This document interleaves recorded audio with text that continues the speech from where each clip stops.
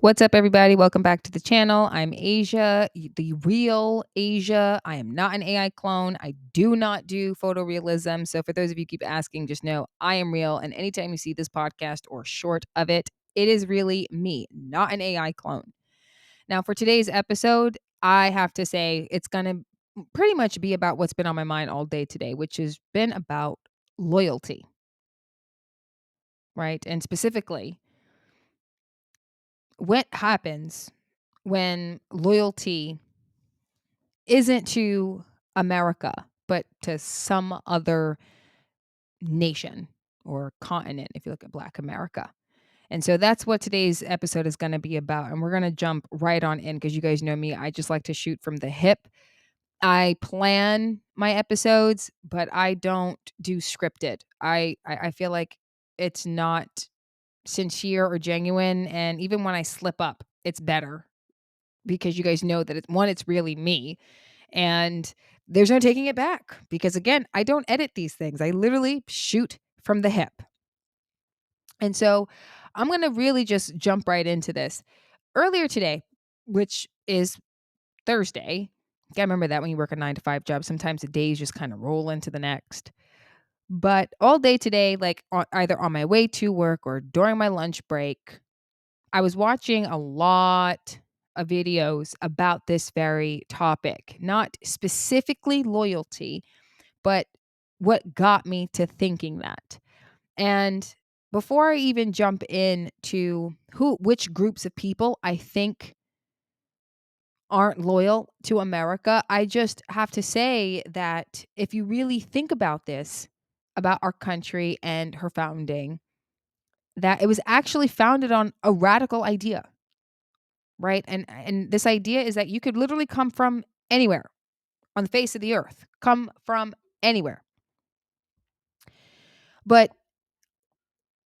people choose this land to be their home, right? They came here because Christianity is what built the country, and that you could literally come from any side, any hemisphere, and choose this land because of its opportunity, because you can become more, because Christianity respects humanity more than any other religion on the face of the earth, in my personal opinion. And that is this radical idea that founded the country. And so I don't understand why there are two specific groups in America who can, in a lot of ways, be natural born citizens, but aren't loyal to this country. I don't understand why.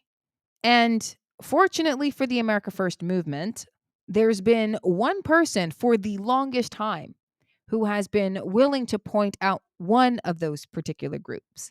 Obviously, we know who that man is. That is Nick Fuentes.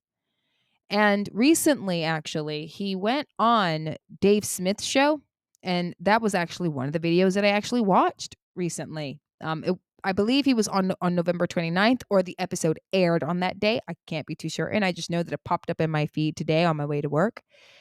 And there were a couple of points made by both Dave that and Nick, which they were in agreement on.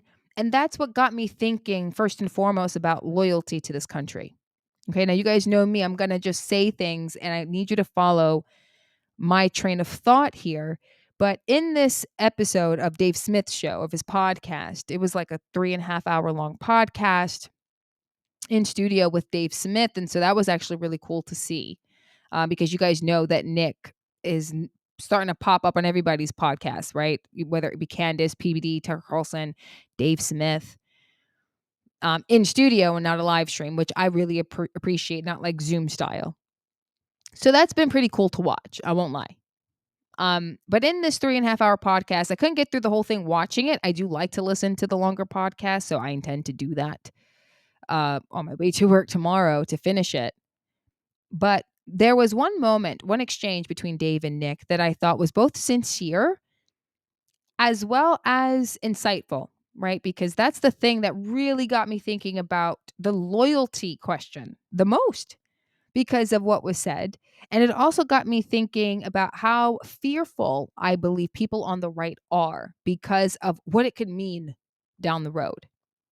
Now, the exchange that I'm referring to was when Dave Smith had explained to Nick why he understands the problem with the Israel lobby and why he doesn't like what the Israel government is doing as far as Palestine is concerned, dragging America into wars regularly.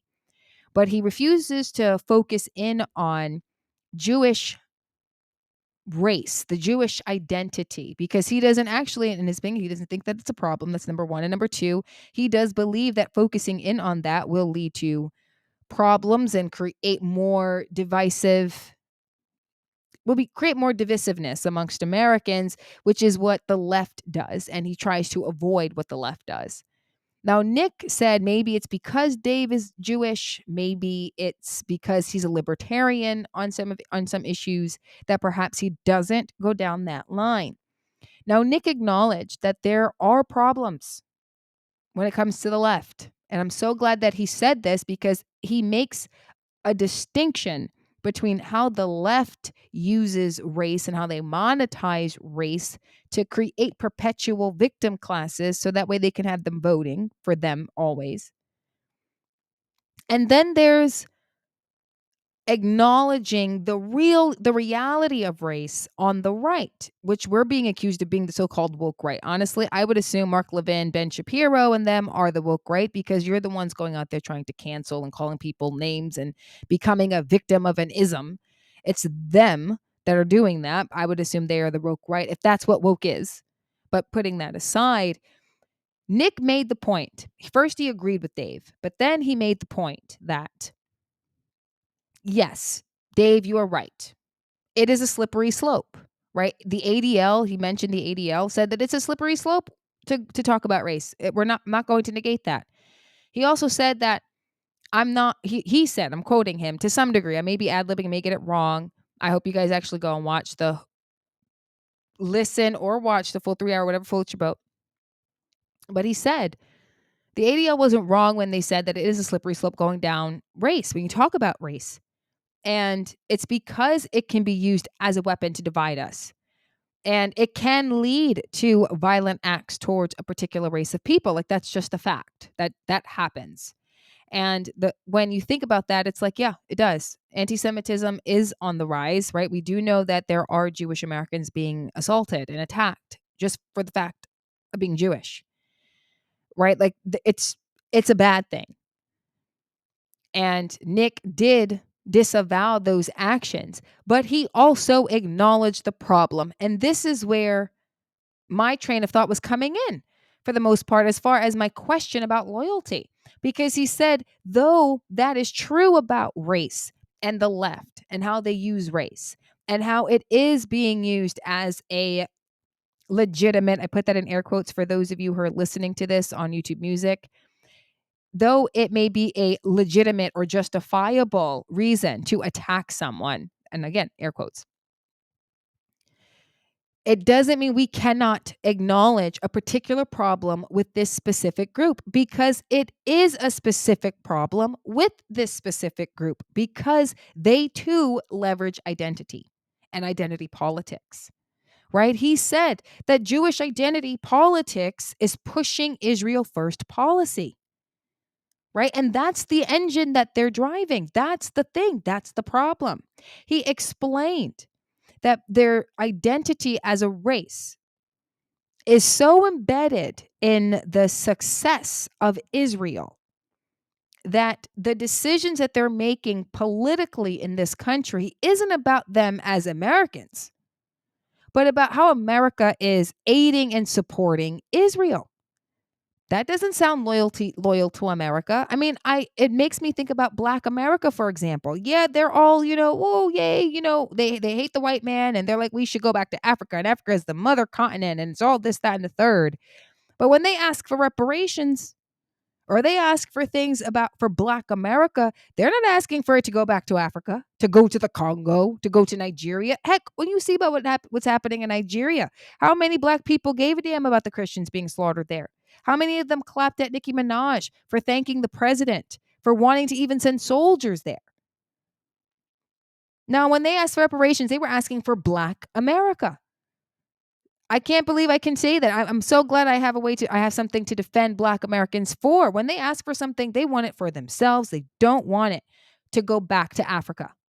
But Jewish people, they want it to go back to Israel. They want aid for Israel. This is a problem. Really think about this. Billions of dollars in aid, if not more than that.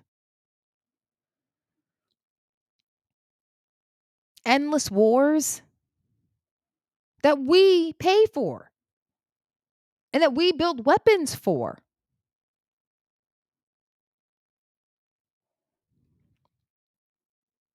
Our soldiers going over there fighting those endless wars, bleeding and dying for those wars when it's got nothing to do with us. All the while, American cities and towns are falling apart. Inflation's up the wazoo. We're 30 some $8 trillion in debt and counting. And Israel has the audacity to ask for more money. And it's the Israel First lobby that's doing it. Now, I ask you, is race really a distraction in this case? Or is it the actual thing we should be focused on, considering that the identity and the race of Judaism or Jewish, however whatever is the actual term for the race and not the faith, is it a distraction to talk about that, or is it the actual thing we need to start asking ourselves as Americans, as America First, as MAGA? Is it a distraction when we're talking about matters of facts when it comes to Israel? I'm so tired of people saying that race is what the left uses to divide and conquer us. And yes, that is true. In fact, Laura Logan actually went on Tim Pool's show a while ago, actually. She goes on his show and she said the same thing that Dave Smith and even Nick Fuentes said, that this is the vehicle to divide and conquer us. It's so crazy because literally I like to watch Laura Logan and I subscribe to her channel. I like to watch, Going Rogue with Logan or Laura, I think is what it's called. And so I got a notification in my YouTube and it said that, oh, she's got a message to the president video. Those videos usually not that long. I think they're like maybe 8 to 10 minutes long. Anyways, it popped up in my YouTube feed the other day. I think it was yesterday. And I made it home and I'm ready to watch this thing because it's Laura Logan. Like, it's the Laura Logan. And I love her podcast. I love watching her show when she had Katie Hopkins on, when she had, she has a lot of people up there. I love watching her be interviewed. Anyways, let me not go down that rabbit hole. Anyways, in her message to the president, she said that Trump retweeted or reposted, because it was Truth Social, he reposted a video, which was her on Tim Pool's show, where she was explaining the psyop that's happening in America, in the West, which is what our enemies always tend to do. That enemies weaponize race because it's unchangeable, right? Like, we can't change our skin color. And so what the enemy does is that they attach some immoral thing to your skin color, because you can't change the skin color. And if the skin color is what makes you innately evil, because this is what blacks say to white, because you're white, you're innately evil. It's the lie that black people believe in themselves, like believe of themselves, I should say. Like, I have a nephew who sometimes, he gets lazy and doesn't want to read something. And he's like, oh, well, that's my black side coming out. You see, but that's the problem. You've attached laziness to being black. But now, if the only way to change the laziness is to change being black, well, then this is unchangeable. This is unfixable. Therefore, it will always be this way. Therefore, we will always hate white people because it's something that is unchangeable. That is how the enemy works, especially when it comes to race. Now, Trump, as I said, he reposted this on Truth Social, and that's what, prompted her to say it again to the president, not to let anyone stop him, that he he's surrounded by people who are trying to get him to do things that aren't for the American people, that won't get him to prosecute the people that he want to prosecute. In fact, I implore you guys to watch it. In some ways, you may be a little bit skeptical, but not because you don't trust Laura, because honestly, I trust her more than any other independent journalist on news media and new media, and that includes Megan. Sorry, I trust Laura more because she's an investigative journalist far more than I do Megan. So I would implore you guys to watch that message to the president. And even though you're not so sure about if you agree with everything that she says, you know that it's sincere and you know that what she's saying is right, right? Like this is exactly how the enemy works. And I understand that. But it does beg the question, though our enemy leverages race as a weapon to divide us from being, from coming together as a coalition to stop the bad policy and our enemy from destroying us and our nation, is there not a valid argument to be made when it comes to the Jewish identity? Because it is so embedded in the success of Israel and not so much embedded in the success of America. Now, remember when I said that our nation was founded on a radical idea that you can come from literally anywhere. But what makes you an American is that you choose America to be your home, is that you choose and take pride in her Christian foundation, in the fact that Christianity is I guess you can say, the foundation of our law. And you take pride in that. That shared history as Americans is what we should take pride in. That's the radical idea. And so when you have a group of people who don't share that with you because of their race, is it a problem to acknowledge that? I get that it's a slippery slope. Draw a line in the sand so you don't cross over into the side of the left and making decisions the way the left do and the way our enemy is. But we can't ignore a problem because we're afraid of where it could end up. Just remain vigilant so we don't end up that far. But now here's my problem with people who talk about race specifically, about how we can't, whether it's about, not being able to, not having the conversation at all because it's what the enemy uses, or only focusing on one side of the problem. And that brings me to my next question. Why the heck is it that people only focus on one half of the problem? And this isn't just people on the right? It is people who I find to be kind of center of right, kind of just dab their tone, because I'm talking about like Anna Kasparian, for example, right? Because honestly, recently I think it was this week, she clapped at Marco Rubio because she called him out for exactly the question that I'm asking. Why are people only focused on one side of the problem? And here's the thing, right? Because it's not to say that she was wrong by calling Marco Rubio out for only seeing one side of a problem, but she's guilty. And honestly, so is Nick, right? Nick's focus is on the Jewish race and how how their race is tied into the Israeli state, how their loyalty is to Israel because of their race, because of their faith. They don't choose America first. That in every decision that they make, it is for Israel first. But that's what he chooses to focus on. Marco Rubio, he chooses to focus on Islam, the Islamic Empire, that they are trying to take over the West, that's what you're seeing in Europe, that's what you're seeing happening in Britain. These are the problems of Islam. Personally, and I said it in my episode earlier this week, how do you spend decades bombing these people and then let them in and then all the way migrate them in? I have a theory about that personally. I think Netanyahu and Israel in general was doing all of this stuff to get the West involved in these fights, make the area and that region so unlivable that it would force migration into the rest of the world, giving Israel the opportunity to become the America, the United States of the East. It would become the big, powerful, nation with a large army, with all this, technological advancement. And Islam, Iran would be their Mexico. That's what I think.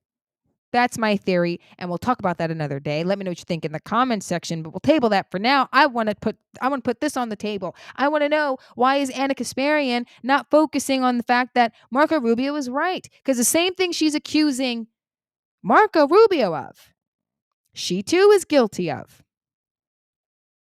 She's only focused on Israel, just like Nick Fuentes is. And Marco Rubio is only focusing on the Islamic Caliphate. I'm like, two things can be true. Islam isn't our friend, and Israel isn't our friend. Personally, I'm someone who believes that if your nation is named in several conspiracies, whether it be they were part of the problem in 9/11, whether they were responsible for bringing down the towers or knew about it and said nothing because they knew we would get angry and go to war just because we were attacked, neither one of that is good. Whether you were part of the planning of it or you knew and said nothing, that doesn't make you my friend, Israel. And Islam, are you kidding? Decades of terrorism across the West. I don't understand how America thinks that any of these nations, any of these empires are a friend. They aren't. If I had a friend that knew I was going to get jumped, or even thought about it, or even thought that there was a chance and didn't say anything, you know how quick I'd cut that person off?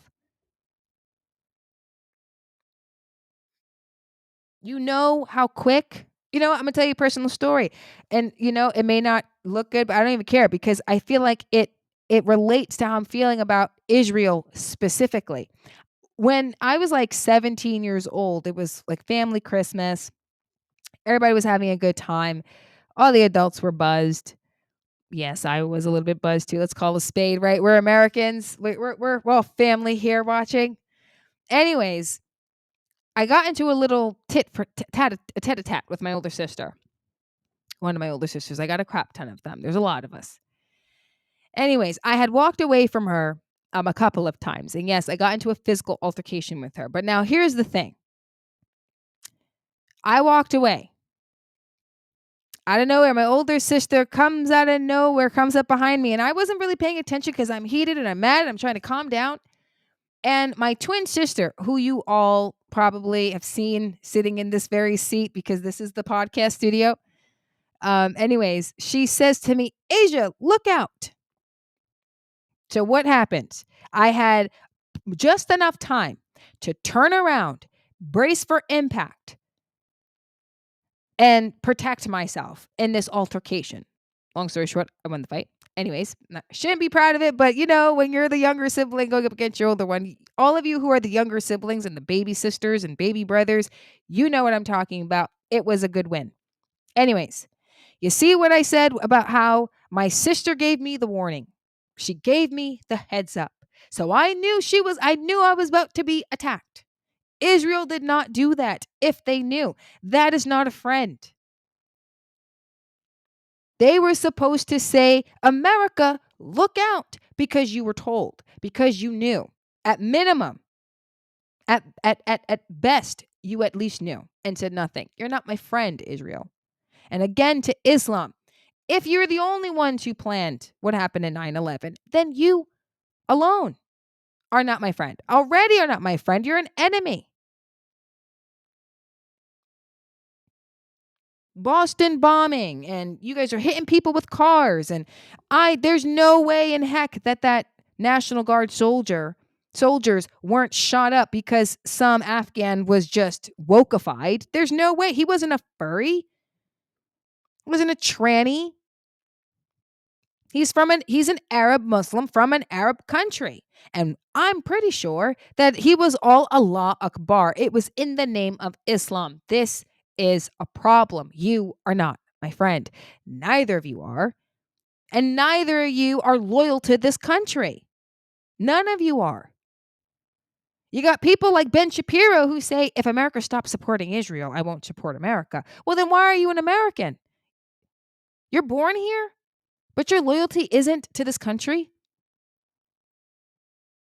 Where is your loyalty? It's not here. It isn't here. Now, this isn't about hating groups of people. It's not.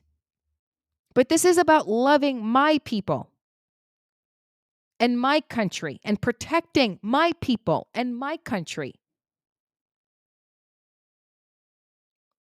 And if you share her values, America's principles and her values, you don't have to be a Christian to be America first.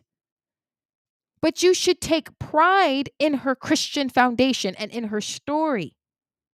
That this is your home, that you want your home to succeed, that you want this home to succeed, that you're not looking to create another Israel. For both of these groups, whether they be Jewish or Muslim,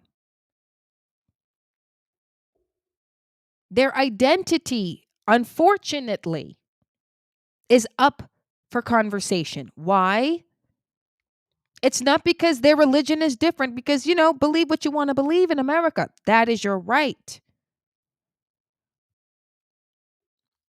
But the problem is that your loyalty isn't to America because of your religion or your race. That's the problem. Again, Black America can be all I love Africa, and they'll try out South Africa for a month, but then be like, I'm going back home. Home. When they ask for things from the government, when they're advocating for things from the government, they want it for Black America, not to go back home, not to go back to the so-called mother country or continent. Muslims, the Quran says that you have to put Islam first, but America is not Islam. So that means every decision, every advocacy group, all the influence that you have in America has to be dedicated to uplifting Islam and spreading it everywhere. Israel, Israel lobby, the Jewish influence that Nick Fuentes talks about. No one would give a crap about your faith or your race. If you were trying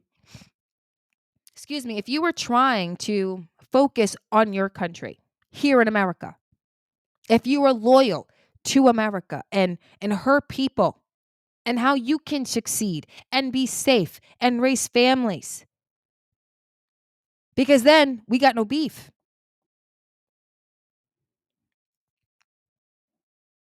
I mean, we wouldn't. And the reality is that I hate that this is the conversation right now. I hate it because I am someone who's on the right, and I am someone who doesn't like to talk about race. Because I do think that it is irrelevant when we're talking about a matter of things. When you're referring to how bad the economy is, and you're referring to a lot of issues, affordability, global corporations embedded in our society, not prioritizing American enterprise, Main Street dwindling, academia, it's a mess. Wokeism. It's a mess in this country. Race is the furthest from my mind. At least it was. But I can't ignore anymore that two specific groups, which everyone seems to be only acknowledging one or the other and never both, are not loyal to this country on the simple fact of their race. It's their race. I mean, what are we going to do? I mean, I'm not the one who said Jewish is a race, not a religion. I mean, I'm going to be honest. I'm not even going to lie to you all. When Whoopi Goldberg got in trouble because she said that the war against the Nazis wasn't about race, it was about religion, she got into trouble. I'm like, okay, so that may not be her fault. That could be the education system because I believe the same thing. The Civil War was about race because, when you hear race, you think skin color, never faith. And Jewish people, with the exception of their wardrobe and, grooming choices, you appear Anglo. And so it wasn't far fetched for Whoopi to say it was about religion.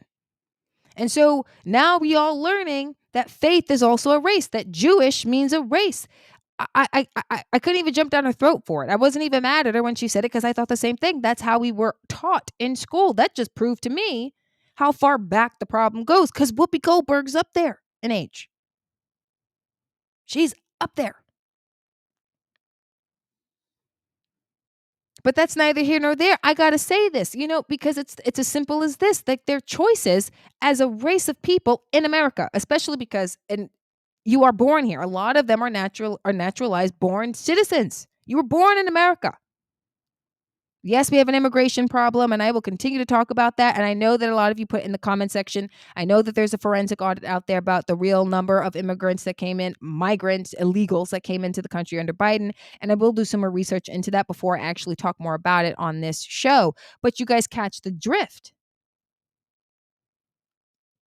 They are not choosing to be loyal to America. The Quran says to be loyal to Islam, to put Islam first above all else. And that is the faith of the Muslim faith. That is their race because faith is a race now.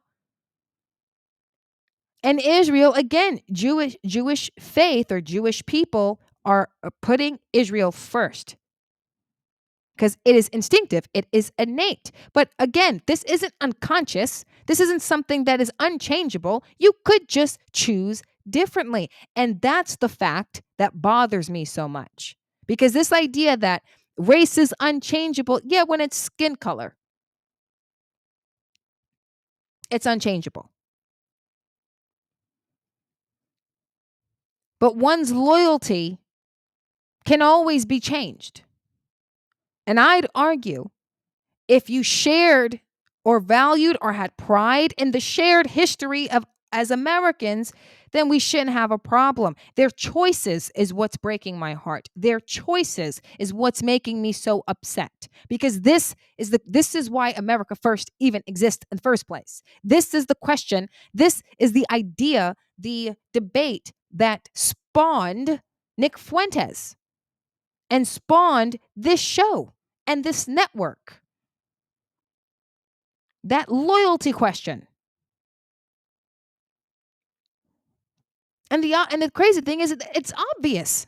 They're the ones who told us that faith is a race now. They're the ones who prove to us every single day that their loyalty is not to America. And so my next question, like, why are there so many MAGA, whether it be Brandon Tatum or Mark Levin, and others in the MAGA movement who are sitting here throwing shade at us, still picking sides in a fight that doesn't even involve us. It's somebody else's problem, somebody else's fight. It's got nothing to do with us. At least it shouldn't have anything to do with us. And they keep picking sides. And you know what I say to those people like Brandon Tatum, like ABL, for every last person and every last MAGA supporter who clapped at Marjorie Taylor Greene for standing up for what was right for America first in relation to Israel First lobby and that crowd. Stop choosing a side. Period. In that fight. America first does not mean we are pro-Palestinian, because we're not. That's a left-wing problem. They're the ones who are anti-Semites. They are the ones on the left are the ones who hate Jews and are pro-Palestinian and they're pro-Islam. That's that crowd. America first, we don't hate Jews. We don't hate Muslims. We're not picking the Palestinian side, and we're not picking Israel's side. We're simply pro America. We are choosing America first. So much so that it is America only. So stop choosing a dog in that race. Their fight with the caliphate of Islam is millennia old. And only Christ can stop it. Stop expecting America to fill the shoes of Christ. We're never going to do that. So stop expecting us to, and then stop calling us whack. Stop calling us all these terrible names as if we care, but still, stop trying to discredit what's happening in the MAGA movement, and stop trying to suggest that we're anti Semites or that we're Islamophobic or xenophobic. No, we just simply acknowledge the fact that there is one specific group that has a whole lot of political influence over our government, a whole lot of cultural influence inside of Hollywood and academia and news media. And then there's another one who's quietly moving in. I can't even believe that my governor here in Texas has to look into a Sharia court that got built here in Dallas. The fact that we have to start passing laws, and he's got to prevent the Muslim Brotherhood from buying land and literally start going after people and criminalizing Sharia law. The fact that we even have to do that makes no sense. This is America. Why are we letting people in who want to change it? Why are we letting people govern whose main purpose is to either create another Israel on the Western Hemisphere, or to let in a bunch of people whose main loyalty is to Islam, who think all of us infidel, whether you be a Christian, a Jewish person, a Hindu, an atheist. None of them are our friend. None of them are.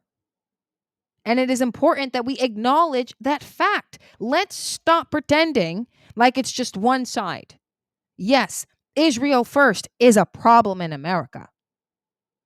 It is also true that Islam is on the rise in America. And both of these groups, both of these races are choosing to be loyal to somewhere else.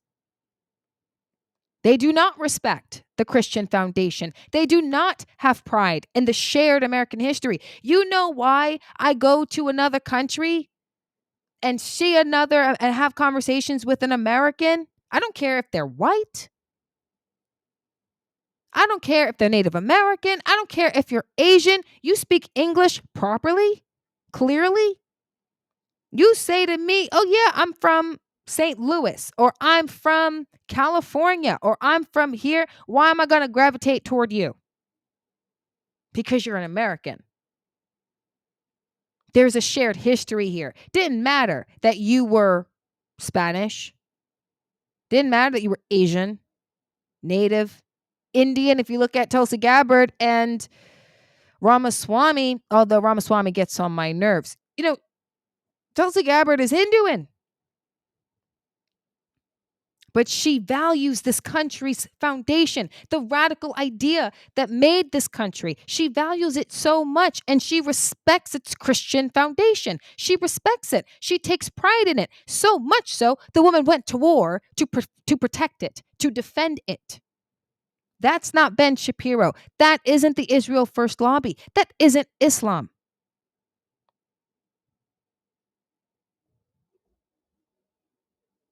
So the question is, where do we draw the line so that we can protect our country? Where is that line? Loyalty. That's the test. I don't care what your religion is. I don't care what your skin color is. What I care about is, who are you loyal to? You do not have to be Christian to be America first. You just don't. But you have to choose America and only America. Take pride in our history, even in its failures. Because when she failed, when the morality of the people failed, they got better. I can only do what I am doing. Have a job. have an apartment of my own, have a podcast and this small studio of mine because society in America got better. Why? Because of our faith. Again, one does not have to be Christian to appreciate how far we've come since the founding and that it's the Christian faith that got us here in the first place. You just have to appreciate that that's the history. You have to take pride in the fact that the radical idea that started the country is why we even have this tremendous land to begin with. And we can't take that for granted. In fact, we take pride in it. Be loyal to this country because of that history, because of this land, because we share it together. You're loyal to America and only her, and you accept the Christian foundation as a non negotiable. Cool beans. Total cool beans. You're America first, especially because your loyalty is here. That's all you got to do. And then you're one of us. But choose something else. Choose Islam. Choose Israel. First, you're officially incompatible with this country, incompatible with America, and we want you out. And that is how America First is feeling. So sick of MAGA right now. Coming at us because we're acknowledging the problem, calling us anti-Semites and Islamophobic. I'm over hearing that crap because we're not. America First means Christ first. No second Israel in America. No Islamic caliphate in America. Loyalty is a choice. It's not instinctive. It's changeable. Those two groups in America have to make a choice. Make it. Choose America.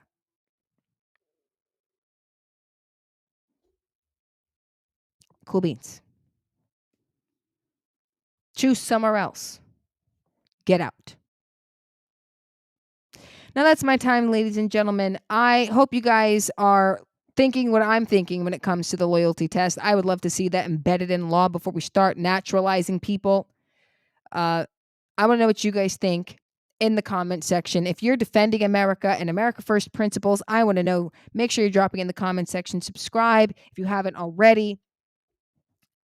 I had to get that out because that is what's been on my mind all day today from everything that I've consumed from last night into my lunch break.